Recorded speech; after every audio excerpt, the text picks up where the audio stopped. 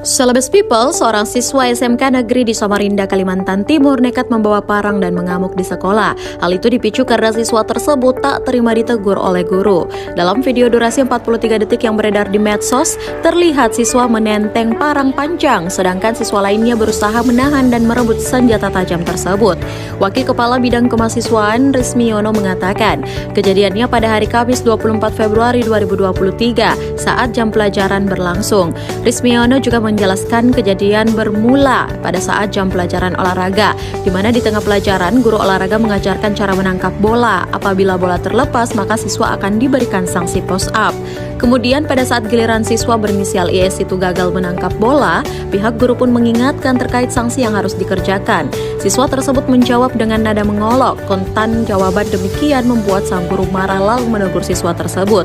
Tidak terima ditegur oleh guru olahraganya, siswa tersebut pulang ke rumahnya yang berjarak